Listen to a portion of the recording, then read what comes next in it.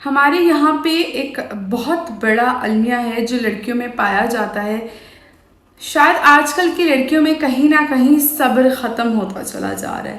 یا تو ان کو یہ ڈرامہ سوشل میڈیا کے تھرو ایسی چیزیں دیکھنے کو ملتی ہیں کہ انہیں لگتا ہے کہ یہی زندگی کی حقیقت ہے، جو کہ بالکل نہیں ہوتی.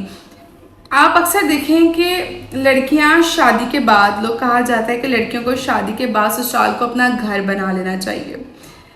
مانا کہ بہت ساری جگہوں پہ جو گھر لڑکیوں کے جہاں شادی ہوتی ہے وہ بہت ساری جگہ اونچ نیچ کا ان کو دیکھنا پڑتا ہے، لیکن جو گھر اچھے ہیں، جو لوگ اچھے ہیں، اگر اچھے نہیں بھی ہیں تو آپ کوشش کریں کہ اپنے پیار سے اپنے رشتے کو نبھائیں.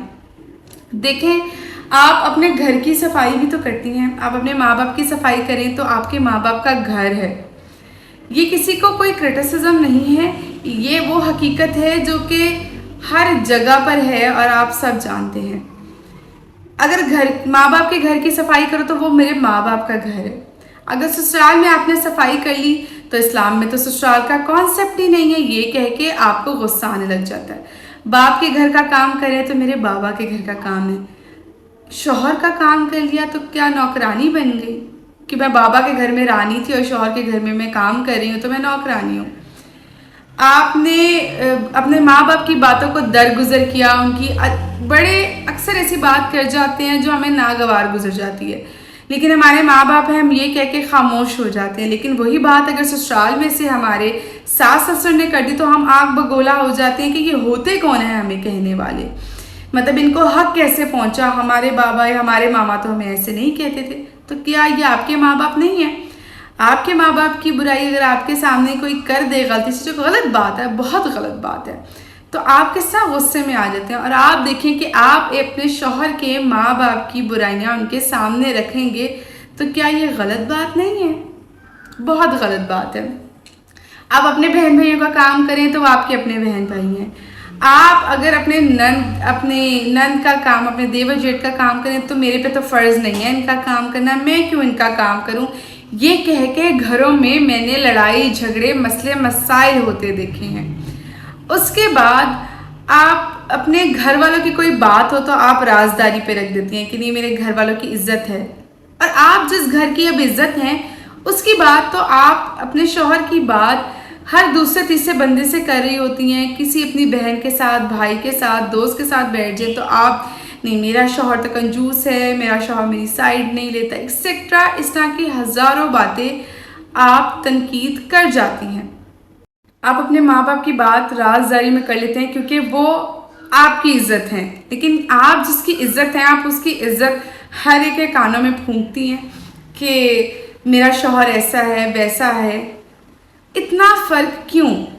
اگر ہم بیٹیوں کو، بہنوں کو گھروں سے سکھا کر بھیجیں کہ کچھ بھی، اب گھر وہی ہے نا لڑکی کا، وہ جو اس کا سسرال ہے وہ جیسا ہے وہ اچھا ہے برا ہے. میں یہ نہیں کہہ رہی کہ ظلم ستم زیادتی برداشت کرتے رہیں، لیکن آپ دیکھیں کہ ہمارے اسلام میں جنگ کی اجازت ہی نہیں تھی. ہمارے اسلام میں کہا جاتا ہے، جس کا مفہوم ہے کہ ہمارے اسلام میں کہا جاتا ہے کہ آپ نے پہلے زبان سے بات کرنی ہے.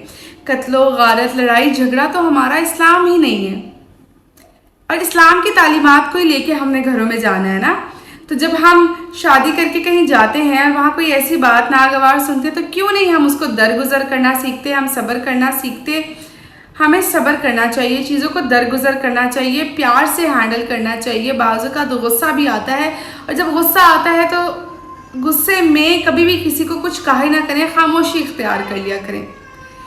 یہ ضرورت ہے سمجھنے کی ہماری بیٹیوں کو کہ گھر انہوں نے بسانے ہیں، کمپرومائز کی بیس پر نہیں، اخلاق کی بیس پہ. آپ کا اخلاق اچھا ہوگا تو پتھر سے پتھر دل بھی پگھل جائے گا.